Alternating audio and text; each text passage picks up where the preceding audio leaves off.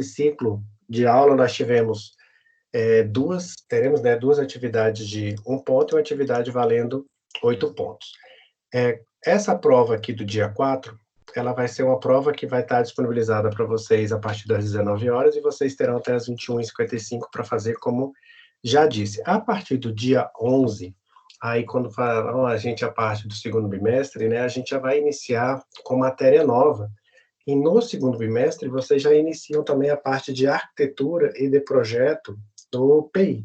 Então, já a partir do dia 11/5, vocês vão contar aí 6 semanas para fazer a entrega definitiva do projeto, que vai se dar lá no dia 29 de junho. Tá? Na semana do dia 29, entre os dias 22 e 29.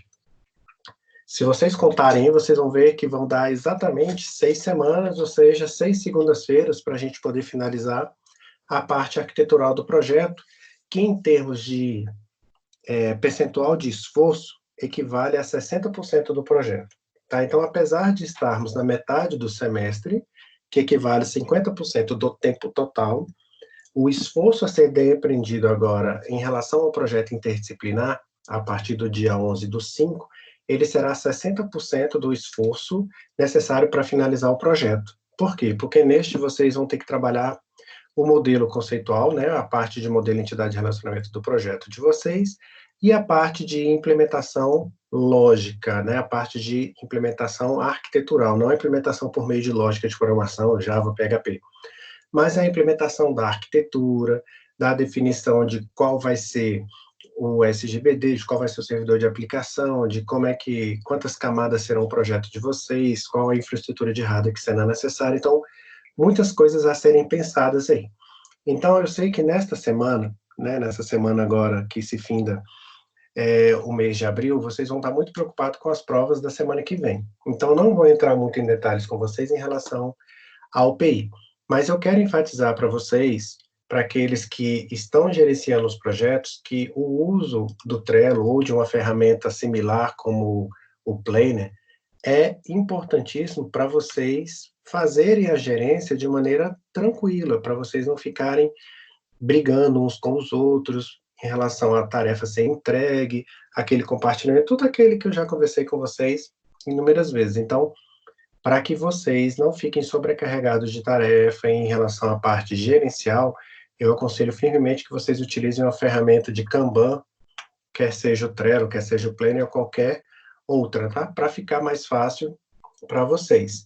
E usem sempre o modelo que a gente disponibilizou para ficar mais fácil também de você não ter que pensar em formatação, em criação de índices, né? O próprio modelo, ele já traz isso para você, tá?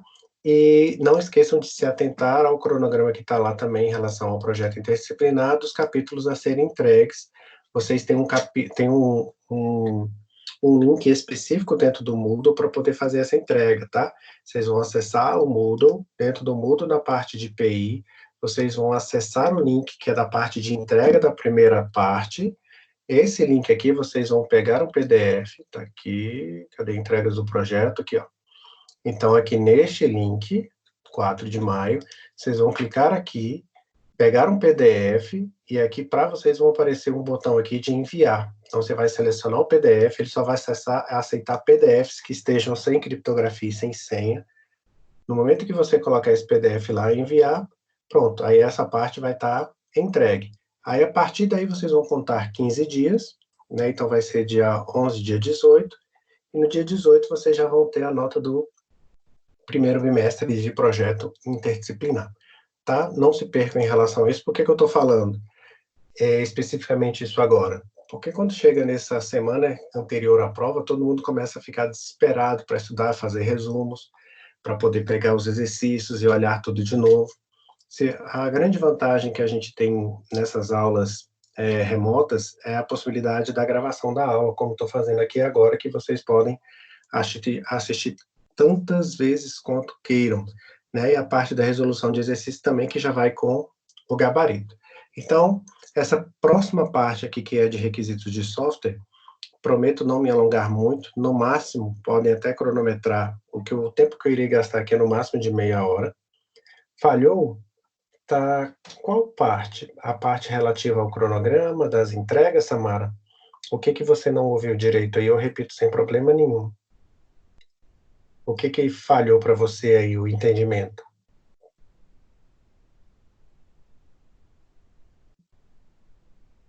A entrega do Moodle? Bacana. Para projeto interdisciplinar, um integrante do grupo, apenas um integrante do grupo, vai acessar aqui no Moodle, lá na página de PI, né? Então, você vai acessar a página de PI. Lá na página de projeto interdisciplinar, vocês vão ter um link, que é a da parte de entregas de projeto aqui, ó. Nessa parte de entregas de projeto, temos aqui a entrega do projeto até o capítulo diagrama de caso de uso.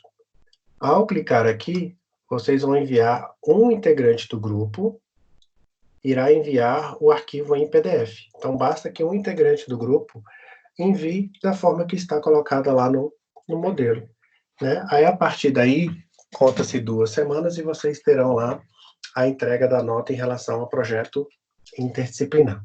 Bacana? Então, lembrando que o projeto interdisciplinar, tal como é a disciplina de engenharia, de banca, de hardware, ela também equivale a 10 pontos, tá? Então, essa primeira parte do projeto de vocês equivale a 10 pontos, conforme eu até coloquei aqui, ó, até para dar uma transparência e uma lisura em relação à correção do projeto de vocês, para vocês saberem quanto vale cada um dos itens. Então, o escopo do projeto vale 1, isso, somente um integrante, um integrante, tá? Um integrante do grupo.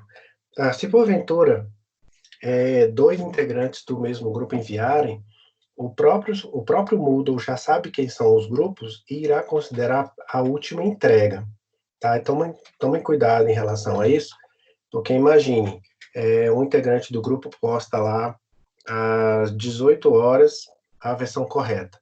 Aí outro integrante do grupo, por engano, envia às 18h30 uma versão incompleta. Vai ficar valendo a última versão, tá? Então, vale a última versão que foi entregue. Então, atentem-se aí direitinho, coordene direito aí quem vai enviar e depois a checagem. No momento que você envia, se você clica no mesmo link, você consegue ver o arquivo enviado lá, só para você ter certeza que chegou, que está correto. Bacana? Então, para esse início de aula, é isso, né? São esses avisos aí. Vocês já viram que as atividades são fáceis, extremamente fáceis para vocês, e todo mundo canta junto. São too easy, então não precisam preocupar. Bacana? Podemos então começar então a parte aqui de requisitos.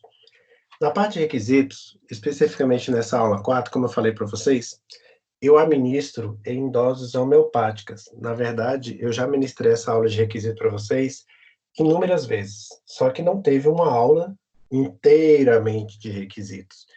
Mas eu já falei para vocês o que vem a ser requisitos, quando falamos de metodologias clássicas, na parte de métodos ágeis, principalmente na reunião sobre o projeto. Então, quando se fala em requisito, estou falando de quê? Eu estou falando de algo que é necessário para alguém resolver algo. Então, eu preciso fazer um sistema que faça a gerência relativa a uma farmácia, por exemplo. Então, eu tenho um sistema que eu quero controlar a venda de farmácia, a parte de venda de medicamentos e a parte de venda de cosméticos. Eu tenho um outro sistema que eu quero fazer o aluguel de bicicletas. Mediante o pagamento, eu vou coordenar quantas pessoas podem pegar determinada bicicleta e o quanto eu vou cobrar pelo aluguel da mesma. Então, isto é um requisito. O requisito colocado é uma coisa que você faz para resolver o problema de outro. Em relação ao software, nós temos basicamente 2 tipos de requisitos, como eu já mencionou inúmeras vezes. Os requisitos funcionais, está até aqui no modelo, e os requisitos não funcionais. Né? Os requisitos funcionais, tudo isso que eu estou falando aqui para vocês, vocês vão encontrar aqui, tá? Então, tudo que eu vou falar para vocês está aqui. Mas qual é a minha ideia, assim como foram todas as aulas? É que vocês peguem os pontos principais e depois vocês entram no detalhe ali de cada um deles e depois validem isso nos exercícios. Nós temos exercícios de requisitos lá também na lista, tá? Então, na lista de exercícios, nós temos um capítulo só para requisitos. Pois bem, então, primordialmente, nós podemos dizer que os requisitos podem ser divididos em dois. Os requisitos ditos funcionais, ou seja, os requisitos que o sistema me entrega. Então, se eu estiver falando do Moodle, né? Eu acessei aqui o Moodle. Então, tá aqui, vou fazer aqui o login de novo, tá? Então, vou acessar aqui uma página anônima. Vou colocar aqui uma página anônima. E vou acessar aqui o Moodle, tá? Isso aqui é um requisito funcional. Que requisito funcional é esse aqui? Quantos requisitos funcionais nessa tela eu consigo enxergar?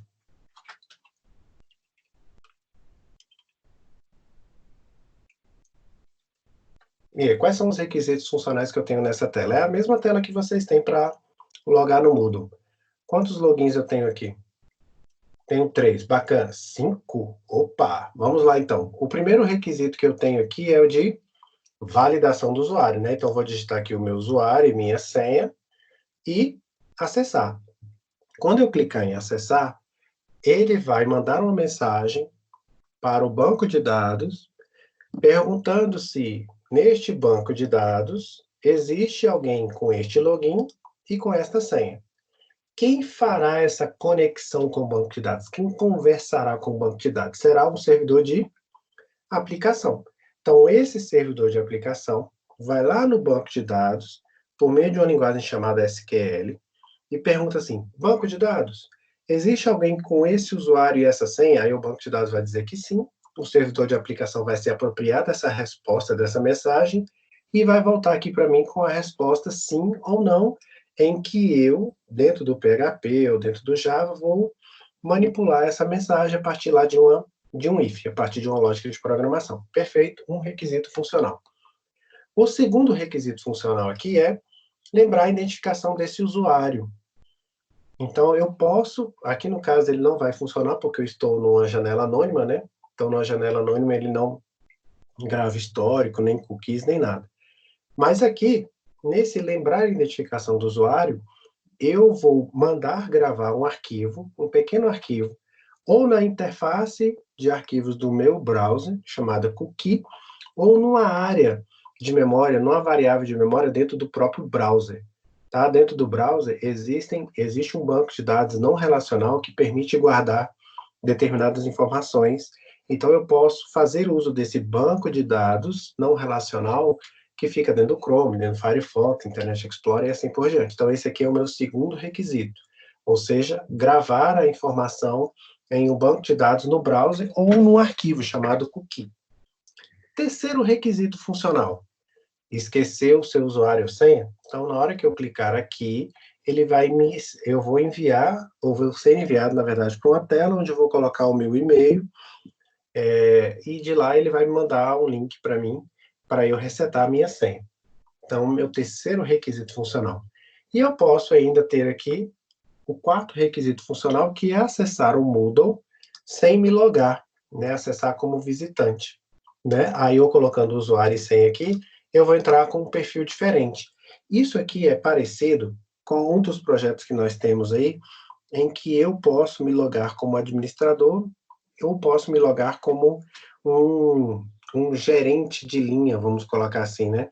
Como se fosse um supermercado, um gerente geral e um gerente que cuida só da área de bebidas, um outro que cuida só da área de carnes e assim por diante. Então, neste quesito, eu tenho aqui um requisito funcional, que é logar, o segundo, que é gravar a identificação para que eu depois possa relembrar quem é aquele usuário, o esquecer a senha e o acessar como visitante. Esses são requisitos funcionais, aquilo que ele entrega, aquilo que o sistema faz.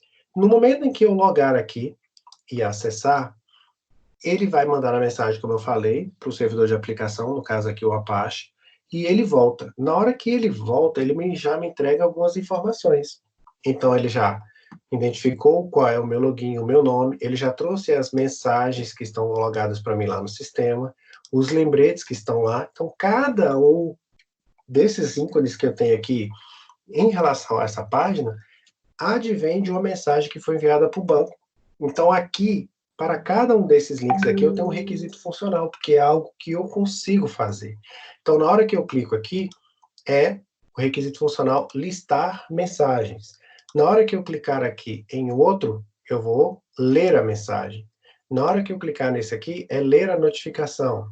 Aliás, exibir as notificações, mas na hora que eu clicar aqui, vai ser ler aquela notificação, e assim por diante. Então, cada um desses ícones aqui vai me entregar um requisito funcional.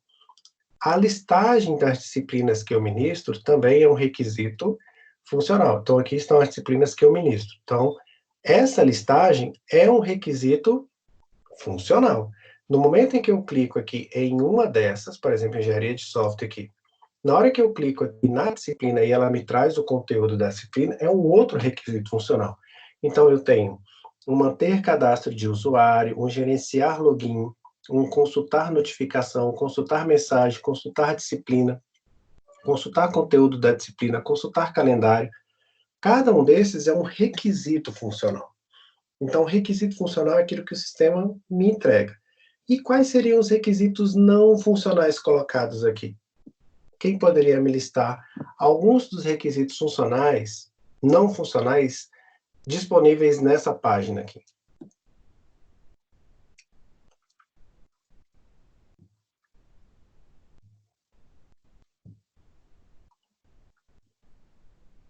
Câmbio. Qual seria um requisito não funcional que eu teria aqui, nessa página? Qual página, professor? Desculpa. Vocês conseguem visualizar essa página aqui? Você fala essa página da web? É. Nessa página aqui que eu tenho no Moodle, um requisito não funcional que eu tenho aqui, por gentileza, Breno. Links para estudos, seria o fundo? Perfeito, o fundo, né? O fundo ser claro, por exemplo, modo noturno, ter um modo noturno ou não ter. Ser em linguagem PHP, ser web, o tipo de banco de dados. Perfeito, isso tudo são requisitos não funcionais. Os links para o professor ter acesso aí seria funcionais. A segurança, perfeito. Então, aqui, para eu fazer o uso desse sistema, eu preciso me logar, então é um requisito não funcional. A questão de eu poder aumentar ou diminuir a fonte, né? Apesar de AdVid um recurso que vem no próprio browser, eu posso ou não permitir isso. Então, tudo isso são requisitos não funcionais. A velocidade de acesso que eu tenha, a compatibilidade com vídeos do YouTube, a compatibilidade com a questão de leitor de tela, né? Então, o Moodle, por exemplo, é um sistema que permite. Nós temos alunos com deficiência visual. Então, na hora que a gente envia o conteúdo para o aluno, ele tem um ledor e ele clica nesse ledor e ele vem lendo a página. Literalmente, ele vem lendo a página para o aluno. Então, ter essa possibilidade de ser acessível ao leitor automático. Então, tudo isso são requisitos não funcionais. Então, requisitos não funcionais se relacionam com a questão da segurança, como vocês falaram, a questão de layout, a questão de tipo de linguagem de programação, a questão visual para saber se é ergonômica ou se não é, a questão de ser web, de ser PHP, de rodar no browser, no Chrome versão 70, de não rodar, por exemplo, no Internet Explorer abaixo do Edge. Então, tudo isso são requisitos não funcionais. E além destes, nós temos um requisito que a gente chama de requisito de domínio. Tá? Então, o requisito de domínio é um outro requisito que ele não se classifica especificamente como funcional ou não funcional. Como o próprio nome diz, é um requisito que vem de domínio, que abrange determinada seara, que está no raio de alguma coisa. Então, por exemplo, para que eu faça uso do Moodle, é necessário que eu tenha uma matrícula, que é o caso de vocês, ou eu tenha um e-mail que seja o e-mail cadastrado como e-mail de docente na FAC Senac. Isso foi estipulado por meio de uma portaria. Lá atrás, existe uma portaria que rege isso. No momento em que eu coloco essas atividades para vocês, a atividade 1, ela vale 1 ponto. Tá aqui, se eu colocar aqui a atividade 1. A atividade 1 ou a atividade 2, ela vale 1 ponto. Por quê? Porque esse 1 ponto aqui, ele é um requisito de domínio. Isso já vem lá do plano de ensino. Não fui eu que inventei que deveria ser 1 ponto, mais 8. Quando eu tenho esse tipo de requisito, que ele advém de algo externo, que está ligado à seara do meu sistema, que está ligado ao domínio, que está ligado às normas, regimentos, a gente diz que ele é um sistema de domínio. Não, o questionário 2 não vai tratar de requisitos, não. Essa aula de hoje, vocês só verão ela em relação à prova, só na prova da semana que vem. Na verdade, requisitos vocês já viram, né? Eu nem cobro tanto assim. A avaliação de hoje, como eu disse na aula passada, serão o ML e, como é que chama? Metodologias ágeis, tá? Das 5 questões, vocês terão 4 acerca de UML e uma só de ágeis, que é o complemento sobre Scrum e sobre XP.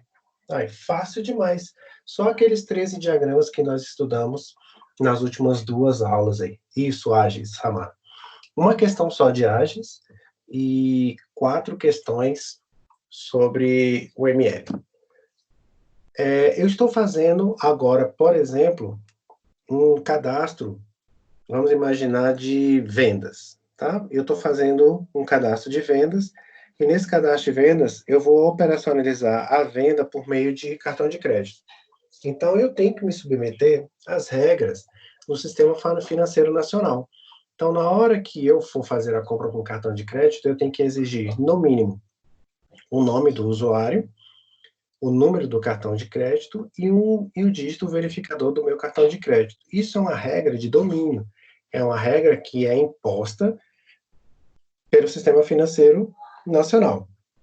Eu tenho que fazer a aferição, por exemplo, em relação a envio do imposto de renda. Então, para enviar uma declaração do imposto de renda, sendo pessoa física, eu tenho que enviar por meio de um CPF e a partir de determinada renda. Então, a partir de determinada renda, eu sou obrigado a enviar um tipo de declaração. Quando a pessoa que desenvolveu o sistema de envio de declaração de imposto de renda fez isso, ela não tirou essa regra de quem ganha X reais tem que entregar declaração, quem ganha abaixo disso é opcional, quem tiver a idade acima de X anos não precisa entregar, quem tiver acometido com determinada doença do tipo X não precisa entregar, é isento. Essas leis, esses normativos que fazem com que o meu sistema tenha determinadas regras, a gente chama isso de requisitos de domínio, tá? Então, basicamente, o que nós temos quando a gente desenvolve um sistema são esses 3 tipos de requisitos, tá? Os requisitos funcionais, os requisitos não funcionais e os requisitos de domínio, tá? Então, passando aqui pelos slides, vocês vão ver exatamente esses requisitos que nós colocamos aí, né? Ora, a gente chama esses requisitos de usuário de sistemas. Eu expliquei isso aqui bastante quando a gente falou sobre o ML, né? Os requisitos que são vistos pelo ponto de vista do usuário, diagrama de caso de uso, por exemplo, e os requisitos de sistema, diagrama de implantação de componente, aquilo que o sistema exige, aquilo que o usuário enxerga.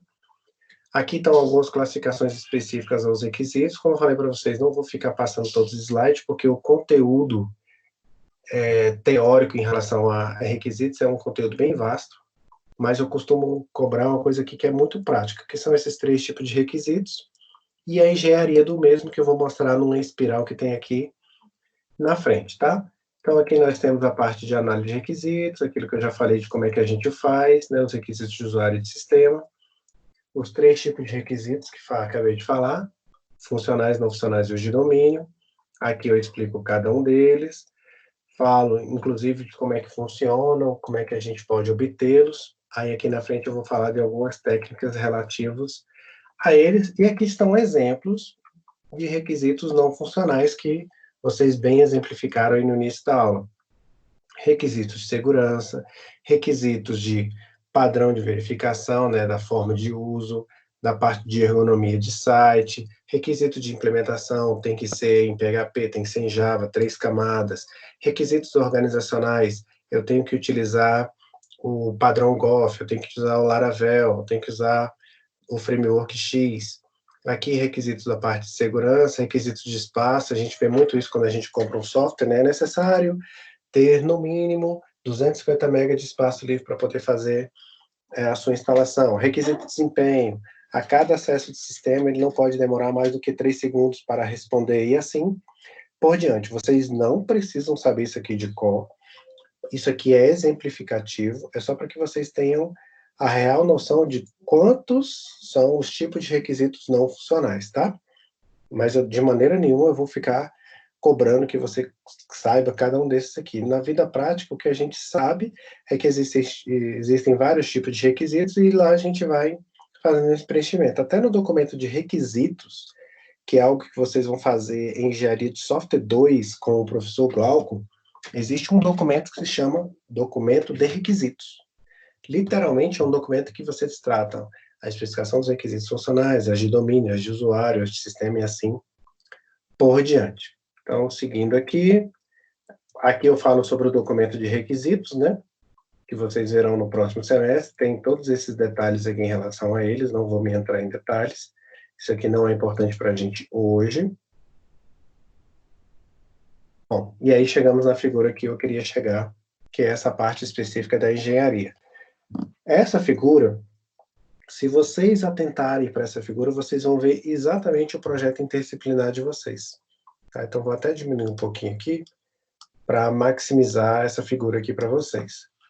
Essa figura, ela representa exatamente aquilo que a gente fez na parte específica do projeto. Então, a primeira coisa que a gente fez, lá no finalzinho ainda do mês de fevereiro, início do mês de março, foi descrever qual eram as regras para validar o projeto de vocês.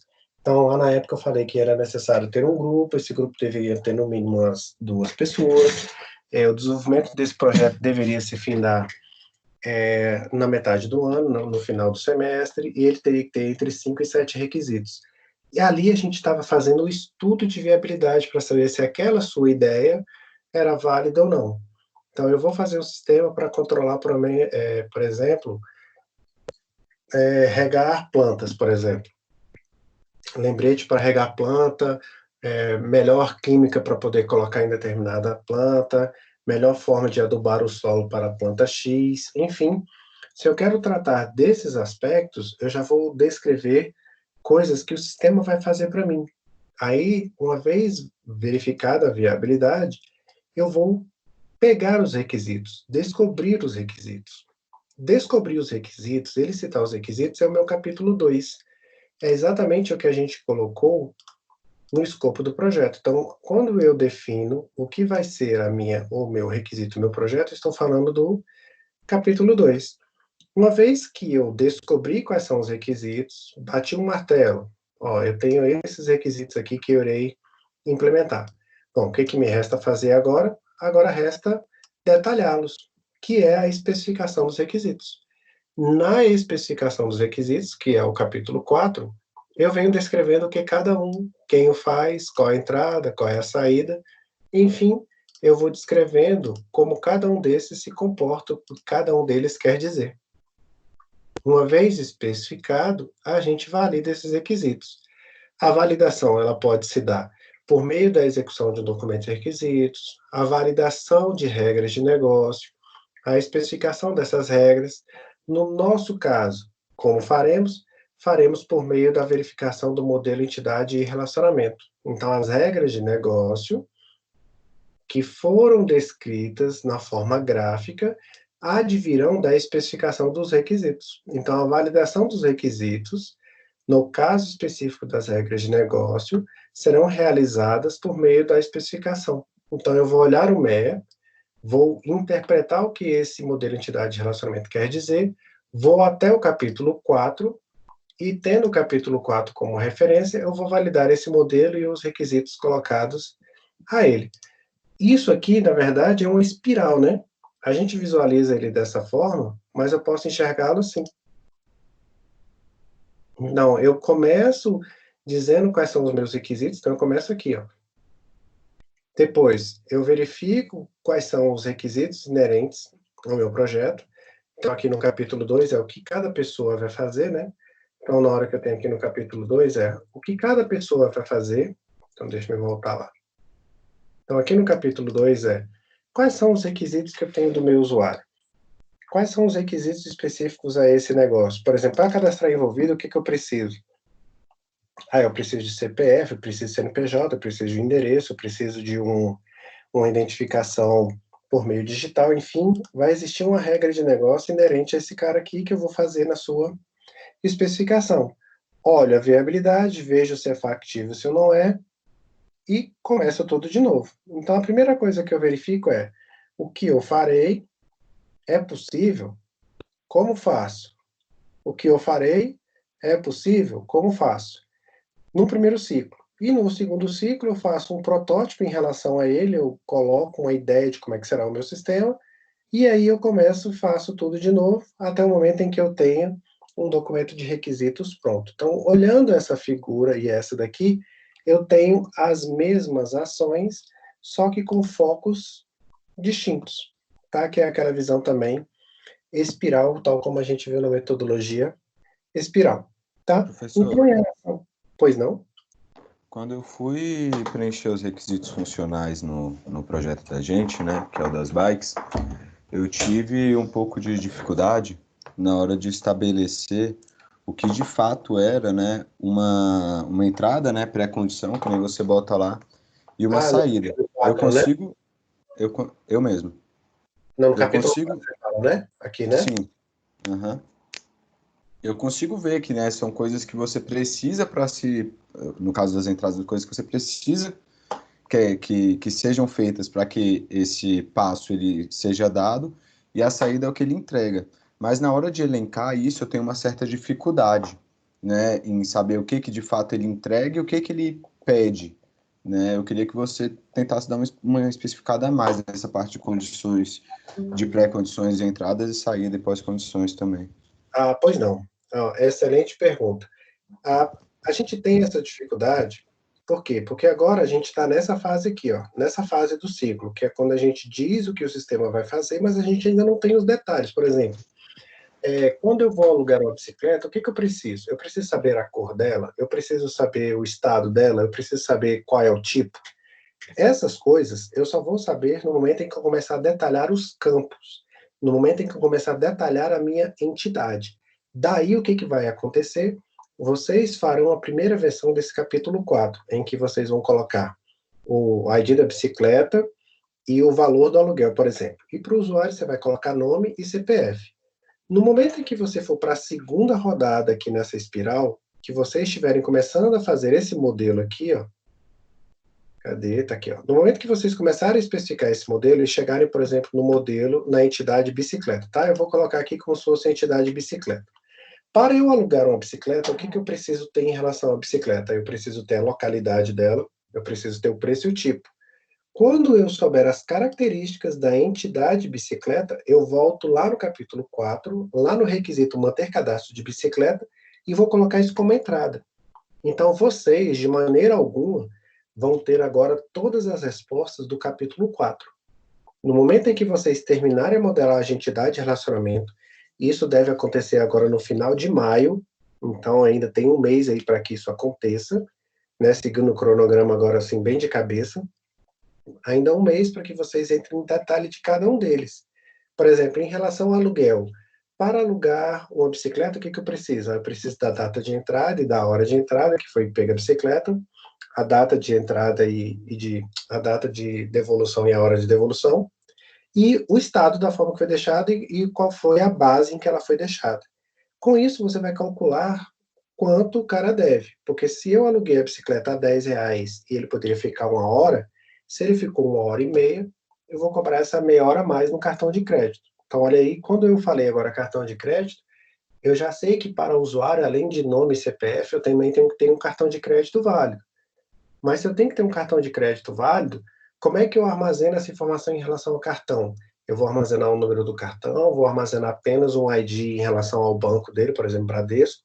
Então, esses detalhes vocês não têm agora e não têm, porque realmente, de acordo com o que a gente está estudando, vocês não têm que ter todos os detalhes ainda. Esses detalhes eles vão ser feitos à medida que vocês fizerem a modelagem. Salvo engano, é o professor Rogério, né, que está com vocês? Rogério Lopes, não é? De banco de dados? É isso mesmo, é ele mesmo, professor. Tá. salvo engano, o Rogério Lopes começa essa modelagem com vocês já na semana do dia 11 ou do dia 18, tá? Então aí, vocês já vão começar a fazer a modelagem com a ideia, com exercícios dele, mas com as ideias de vocês. Então vocês podem já sanar todas as dúvidas relativas às regras de negócio, de como eu as ponho, já aí na partir dessa semana. Não sei se me fiz claro, se deixei mais confuso, mas o que eu quero dizer para vocês de maneira resumida. O capítulo 4 que vocês entregaram agora no dia 4 do mês de maio, né? Ficou tudo de 4 aí. Vocês não terão todos os detalhes das entradas. Por quê? Porque para ter os detalhes da entrada, vocês precisam saber qual é ou quais são os campos que estão nas suas tabelas. Então, se vocês bem notarem aqui, ó, no momento em que eu descrevo as entradas, eu já estou descrevendo também os campos que estão relacionados a ela. Então, não precisa ter a angústia, vamos colocar assim, de ter todos os detalhes. Lembre-se do método ágil, ondas sucessivas. Você entrega algo funcionando, cadastro de bicicleta. O que você precisa do básico? Preciso do ID e do nome da bicicleta. Depois você vem numa espiral de evolução, acrescenta mais detalhes. É por isso que no requisito 4, aliás, é por isso que o capítulo 4, ele é analisado tanto na primeira entrega, quanto na segunda. Porque na segunda, a validação dos requisitos, como eu falei para vocês, é feita de olho no MER. Então, o MER, que é o modelo de identidade de relacionamento de vocês, é o que vai permitir eu validar ou não o requisito, se está colocado ou não. Por quê? Porque se você diz que é necessário ter uma entrada, o CPF do usuário, e lá não está, algo está errado. Ou não deveria estar no MER, ou deveria estar lá na descrição, ou vice-versa. Tá? Para deixar vocês de maneira mais tranquilos em relação a isso, o mais importante que vocês têm que ter agora é o diagrama de casos de uso, ou seja, os atores, os requisitos funcionais bem detalhados, né? De maneira bem, como é que eu posso colocar? Bem sapiente. Vocês têm que ter muita segurança, a palavra é segurança. Vocês têm que ter muita segurança se os requisitos funcionais que vocês estão colocando, que é no capítulo 2, são de fato os requisitos suficientes para vocês entregarem as regras de negócio e os objetivos que vocês descreveram lá na introdução. Se vocês tiverem um capítulo 2 bem detalhado e bem válido, o capítulo 3 sai por osmose, ele sai quase que numa, como é que a gente fala? Por uma inércia, porque uma vez que você definiu o requisito, você já sabe quem é o usuário, e fazendo o encontro destes dois, você já tem aí, por tabela, o diagrama de caso de uso. A especificação dos requisitos ela é importante, mas vou falar novamente, vocês não têm ainda todos os detalhamentos necessários para findá-lo. Professor, Beleza, Thiago? A orientação do PI vai ser no dia 11, tá, Thiago? Então, como eu avisei lá para vocês.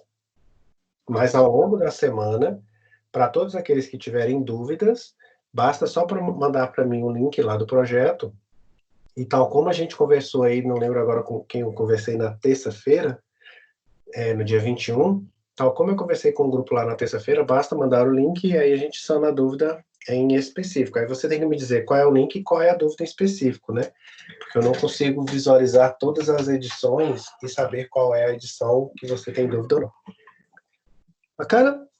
Bom, então a gente finda a parte específica. Beleza, só mandar lá para mim o link do grupo e a dúvida que você quer sanar em relação ao projeto, tá?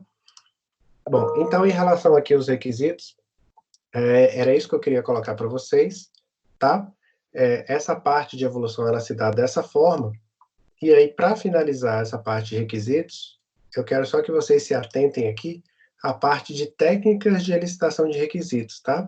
Que ela se dá no momento em que eu estou elicitando os mesmos. Então, colocado aqui, depois vocês vão dar uma lida nesses slides aqui. Aqui, ó. Então, no slide 52. 52? Isso. Quais são as principais técnicas que nós temos para fazer a elicitação, a busca, a descoberta de requisitos. São essas aí. Tá? Então, nós temos as entrevistas, que é como o próprio nome diz, você chegar para determinada pessoa com um questionário fechado ou aberto e começar a fazer perguntas para ela, é a forma mais comum. É engraçado como essas coisas elas evoluem, né? E a gente vai utilizando os meios. Eu lembro quando, long times ago, na galáxia distante, eu era Badawan ainda, começava a fazer essas entrevistas com o usuário, você ia com um caderninho e começava a fazer as anotações dos apontamentos. Aí, à medida que o tempo foi passando, você passou a levar um notebook, depois você levava um tablet e começava a fazer a parte de especificação. Como é que a gente faz a especificação de requisitos hoje? O usuário vai conversando com você e você vai desenhando diagramas já de atividade, ou numa ferramenta Case, ou num protótipo, no serviço de prototipação, por exemplo, no Justmind, no Pencil Project. Quando você termina a entrevista com o seu usuário, você já tem ou um mapa mental, muito parecido com aqueles que eu coloquei para vocês de UML, ou você já tem um diagrama de atividade do fluxo do processo, do fluxo de regras de negócio inerente àquele entrevista. Então, você consegue terminar uma entrevista hoje e já entregar para o seu usuário visualmente uma ideia de como é que o sistema será. Outras formas, a etnografia, que é você, por exemplo, vou modelar o desenvolvimento de um sistema para supermercado. Então, como é que eu faço?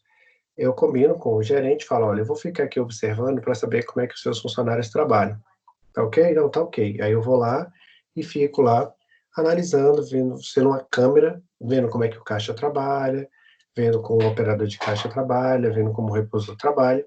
Não passo perguntas, apenas observo como é que funciona o serviço, como é que funcionam as regras de negócio, e a partir dali eu teço os meus requisitos.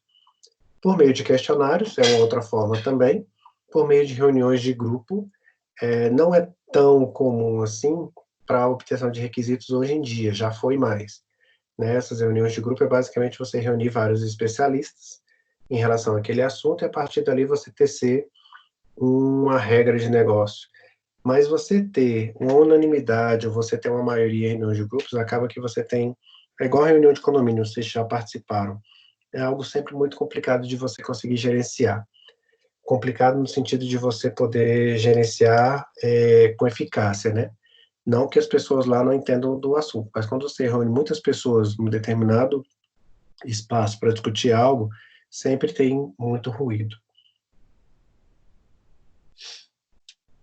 Leonardo, a sua dúvida seria em relação a um requisito em específico? Porque, assim, nós temos o limite de até 7 requisitos. Você pode especificar um ou mais deles, mas estando no limite de 7 requisitos, está ótimo. Então, se você especificou 5, tá bom. Eu não sei se é essa dúvida em específico, né?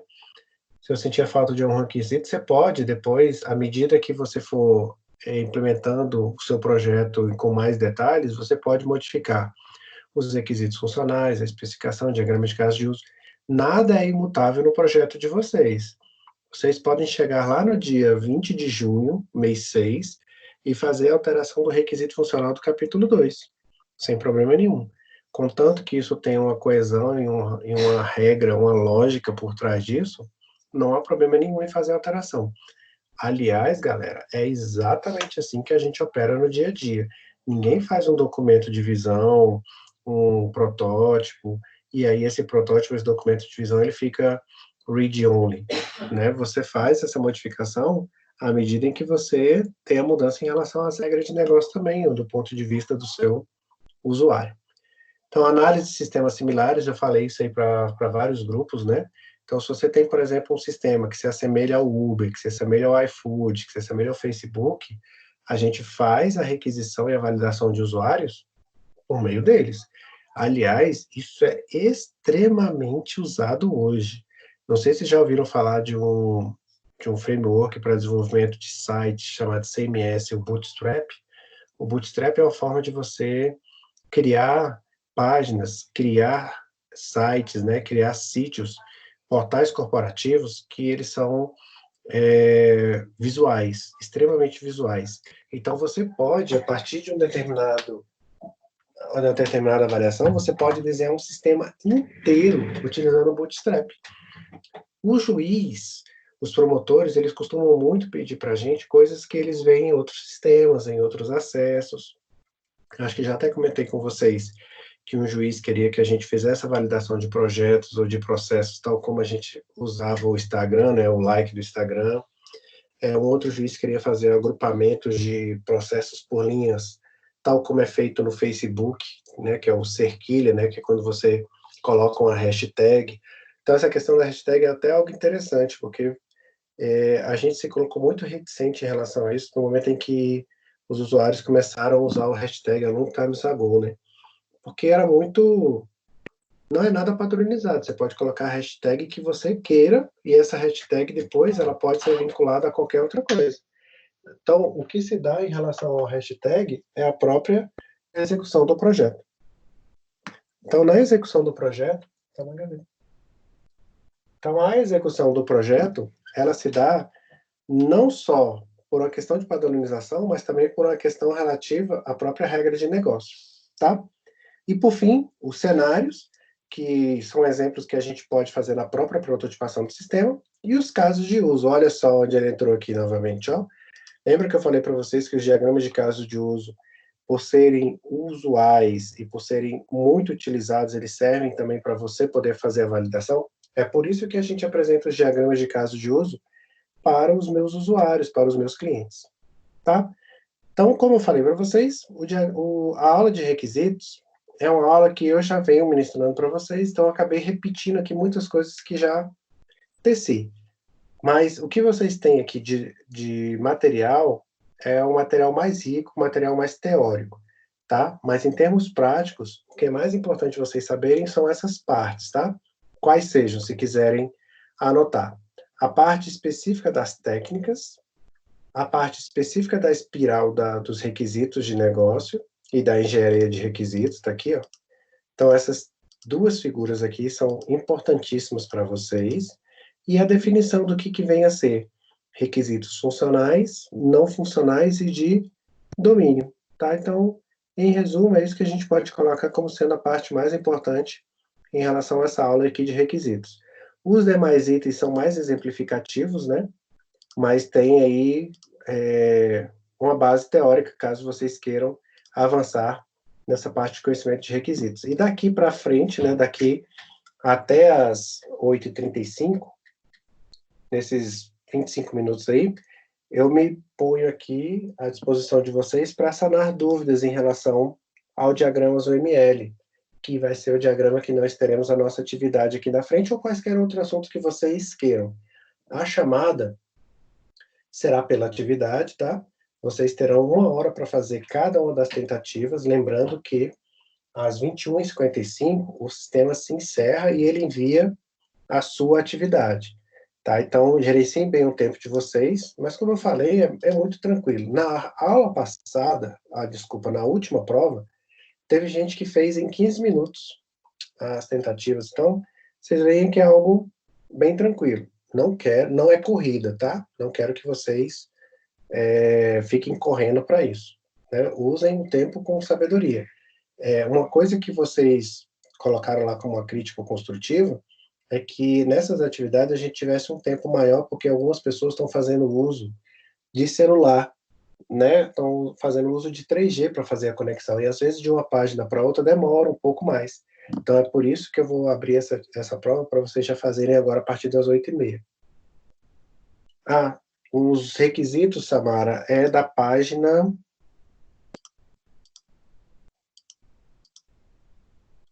Nossa, eu estava nele aqui. São os requisitos funcionais, não funcionais e os de domínio, tá? Aqui, ó. Tá na página 15. No slide 15. São esses 3 requisitos. O que o sistema faz, como o sistema deve ser feito, restrições de espaço, tempo, segurança, visual, e os requisitos que são inerentes ao próprio negócio, tá? Se você vai fazer um sistema para gerenciar emissão de passaporte, no momento em que você vai emitir um passaporte, você tem que saber quais são os documentos necessários mínimos para que esse passaporte seja emitido. Você não pode tirar isso da cabeça, né? Você tem que ir lá na legislação, ir lá no site da Polícia Federal e verificar quais são os itens que são obrigatórios para fazer a emissão deste passaporte. Então, o seu sistema tem que atender à regra de domínio da legislação atual, quer seja da PF ou legislação civil. Estou às ordens para sanar quaisquer dúvidas de vocês aí acerca dos assuntos tratados até agora, galera. Pois não, Rodrigo, deixa eu ver se eu entendi a sua dúvida. Ah, excelente pergunta, Rodrigo. Vocês pegaram aí o que da questão? As perguntas, elas não são literais, né? As perguntas, elas são colocadas de maneira interpretativa. Por quê? Porque o entendimento, neste caso, é o mais importante.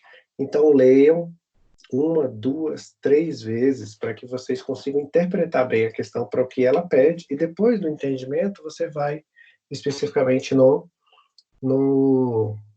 assunto, ou na decisão, para saber se ela é verdadeira ou falsa.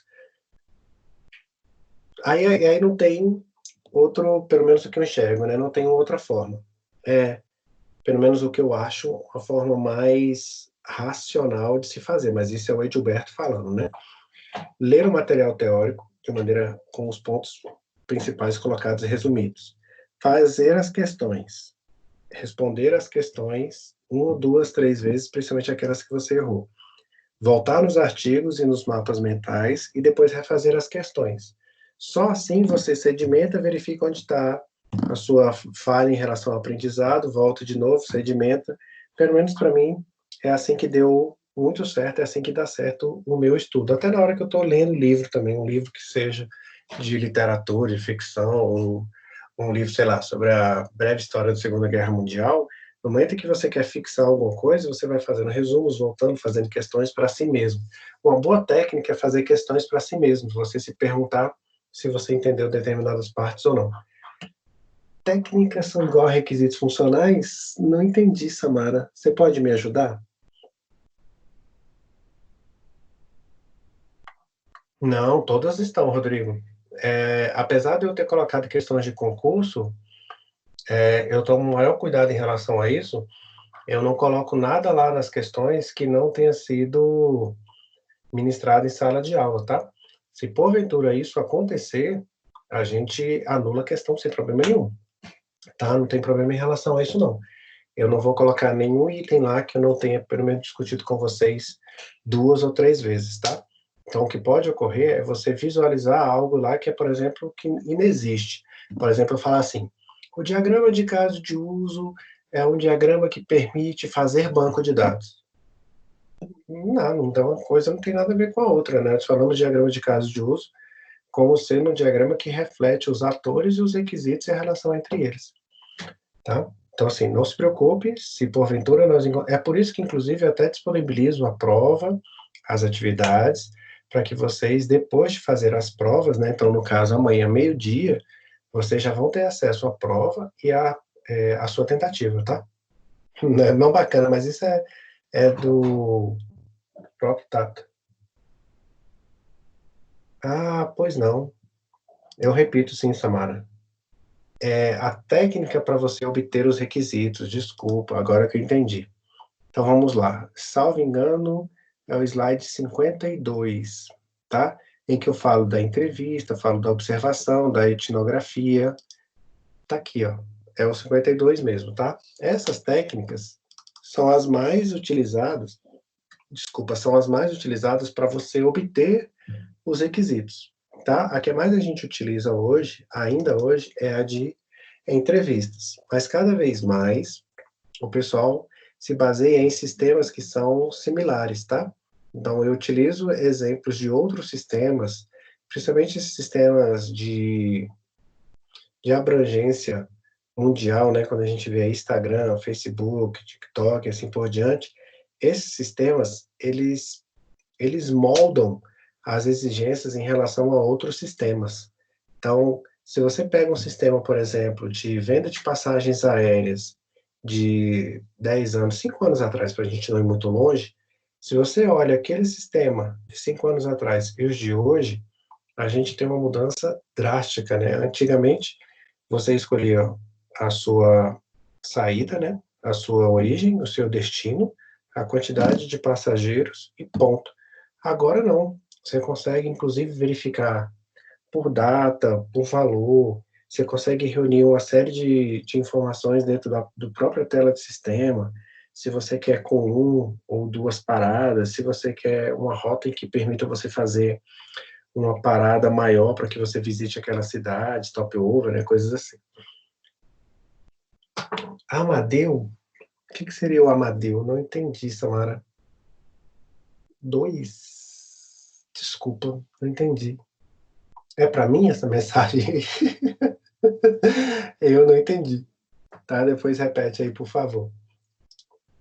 Não, sem problema. Parte específica das técnicas, requisitos do negócio, engenharia de requisitos, definição do que vem a ser. Perfeito. Excelente pergunta, Andressa. Quando a gente observa a nossa engenharia de requisitos aqui, deixa eu me voltar na figura. No momento em que eu observo essa figura aqui, ó, o que eu tenho que me atentar em relação a ela? A sequência em que as coisas se dão. Ah, a Andressa respondeu? Bacana. Então, aqui, ó, no momento em que eu tenho aqui as partes específicas em relação a elas, eu tenho um complemento em relação às técnicas, tá? Então, é exatamente isso aí que a Andressa respondeu. Obrigado, Andressa. É isso aí mesmo. Uma coisa está diretamente associada à outra. No momento em que eu sei que aquele sistema é viável, eu faço a análise dos requisitos, depois os especifico para, de fato, depois fazer a implementação do mesmo.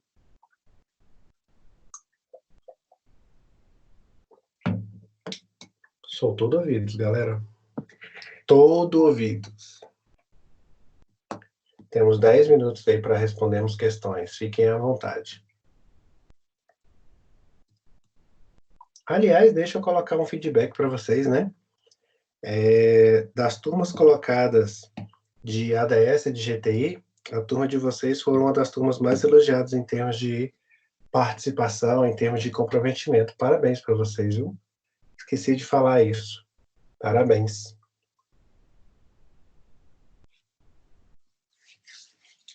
E fica gravado, né, para dizer que eu não menti, que eu falei isso para todas as turmas.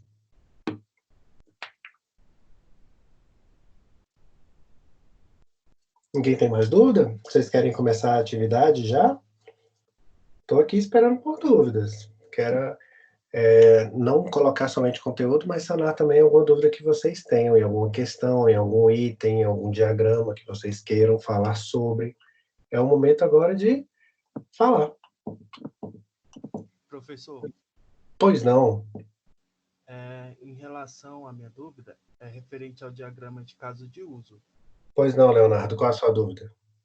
No caso, existe uma formação lógica, né? Da representação dos atores, né? Perfeito. Eu queria saber, assim, quando eu devo colocar os atores de algum lado, né? Como eu estou vendo aqui no exemplo, coordenador de secretaria fica de um lado, né? E a secretaria fica do outro. Como se deve ser organizado o sistema? Ah, bacana. A disposição gráfica em relação aos atores, ela não é tão importante assim. Você pode colocar o ator mais importante à esquerda ou à direita, você pode colocá-lo abaixo ou acima. No final das contas, você vai ver que a disposição ela é mais para que você não tenha um cruzamento de linhas do que propriamente uma hierarquia. Talvez você esteja perguntando isso por conta da hierarquia que a gente tem em classes. No diagrama de classes, a posição, né, se está mais acima ou se está mais abaixo, ela reflete, sim, uma questão específica de herança. Mas é uma questão visual que, ao longo do tempo, em relação ao diagrama de classe, também caiu mais por terra. Mas ainda fica aquele quê de que as classes que estão mais acima são aquelas classes que, a partir das quais eu vou originar as demais, são as conhecidas classes pai, né? E aquelas que ficam mais à esquerda, mais o superior à esquerda, são ditas classes abstratas. E as que ficam do lado externo são as minhas classes de apoio, ou seja, aquelas classes que são importantes, mas elas são secundárias. Mas no diagrama de caso de uso, Leonardo, isso não é verdade. Ainda que você tenha o coordenador da secretaria, que está colocado no exemplo aí, como sendo a pessoa que mais tem permissão de acesso nesse caso de uso, note que ele está do lado esquerdo. né? Apesar da secretaria ter menos privilégio do que o coordenador, ela está do lado direito e está acima. Se a gente tivesse que modelar isso numa visão de classes, vamos colocar assim, o coordenador estaria do lado direito, acima, a secretaria estaria abaixo, apontando diretamente para o coordenador, e as outras ações estariam margeando toda a parte de coordenação. Então, não se preocupe com essa parte específica de estar mais acima, mais à direita. No diagrama de casos de uso, isso não é mais verdade. Aliás, no diagrama de casos de uso, isso não é verdade. Obrigado.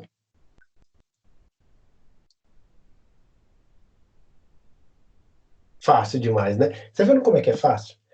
A disciplina ela é tão fácil que vocês não têm nem dúvida de tão fácil que é, tá vendo? Eu fico muito feliz com isso. É por isso que eu só vejo 10 nessa turma. De tão fácil que é. Too easy. Too easy.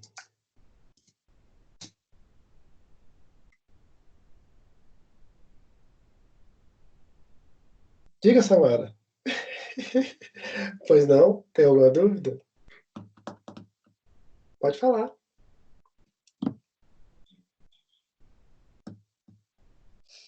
Não? Então... é muito fácil. É extremamente fácil.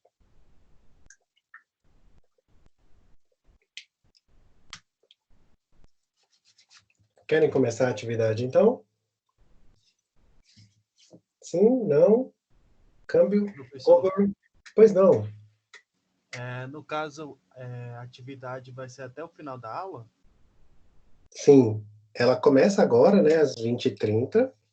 Aí, para cada tentativa que você abrir, ela vai te dar até 1 hora de prazo para você terminá-la. Mas vamos imaginar que você comece exatamente às 20h30. Aí a tentativa, essa que você começou às 20h30, ela vai ser entregue necessariamente às 21h30, certo? Então, como a aula se encerra às 21h55, a sua segunda tentativa será de, no máximo, 25 minutos. Então, assim, você pode fazer 2 tentativas, onde o maior tempo que você tem em relação a elas é de 1 hora. Mas o limite da aula ainda permanece. Pois não, Juan, vou responder a sua dúvida, você pode deixar. Tá? Então, você tem 2 tentativas, sendo que o maior tempo de execução da sua tentativa é de 1 hora. Mas lembrando que às 21h55 o sistema encerra. Perfeito.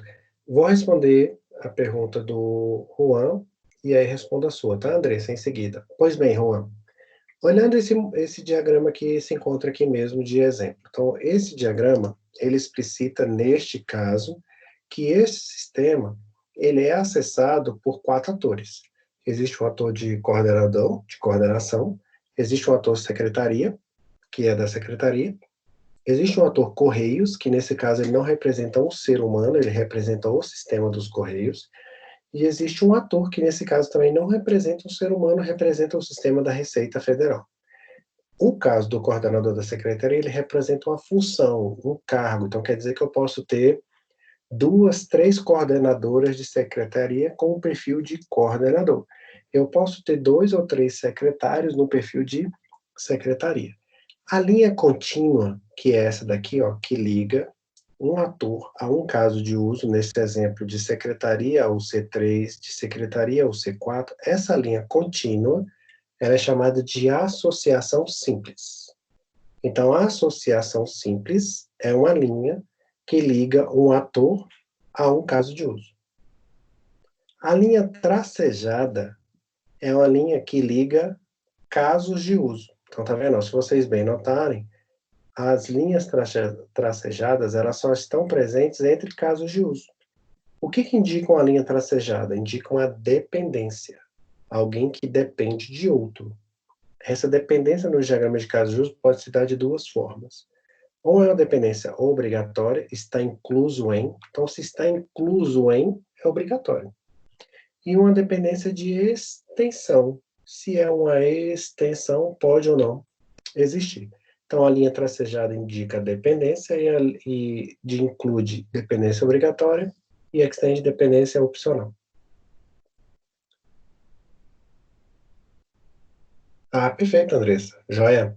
É exatamente isso. O diagrama, ele reflete especificamente o escopo do seu projeto em relação aos requisitos e em relação aos seus atores. Ótimo. Obrigado por perguntar, Juan. Acho que a sua dúvida poderia ser a de vários outros colegas, mas os colegas acabam não perguntando por vergonha. Professor, Pois não.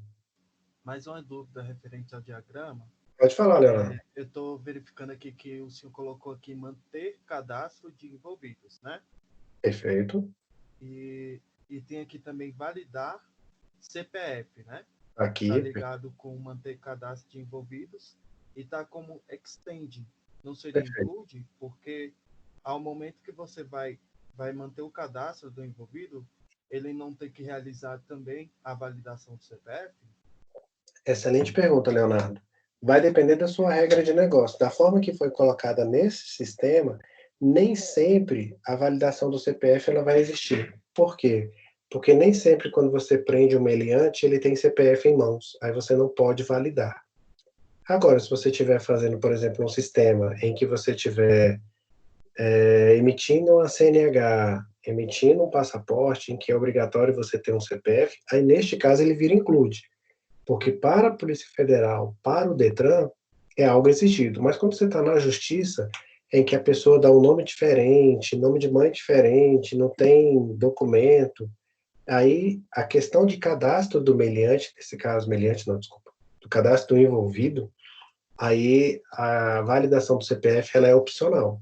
Então, a questão do extend ou do include, eu só posso verificar se é verdade ou não de acordo com o diagrama de caso de uso por meio da regra de negócio.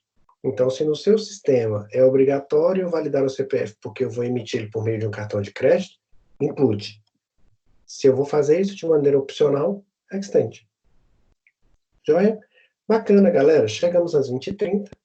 Eu vou abrir agora para vocês a atividade para que vocês possam fazer de maneira tranquila, tá? Como eu falei para vocês, são 5 questões.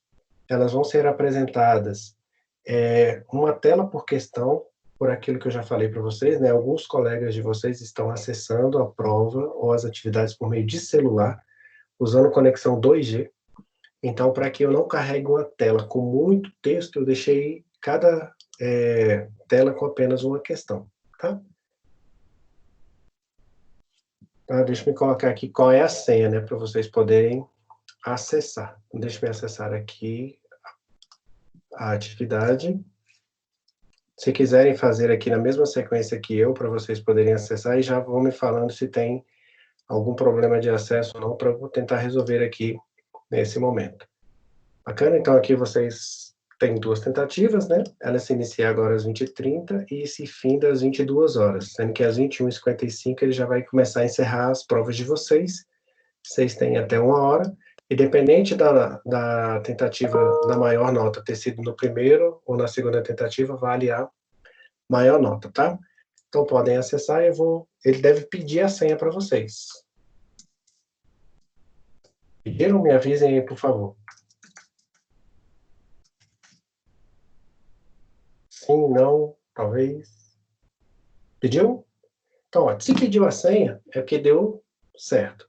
Então, bacana, boa atividade para vocês. A senha é resiliência. Boa prova a todos. Uma excelente semana, uma excelente noite. Eu farei a chamada de vocês por meio da atividade, tá? Façam com tranquilidade. Boa prova e uma excelente noite para vocês.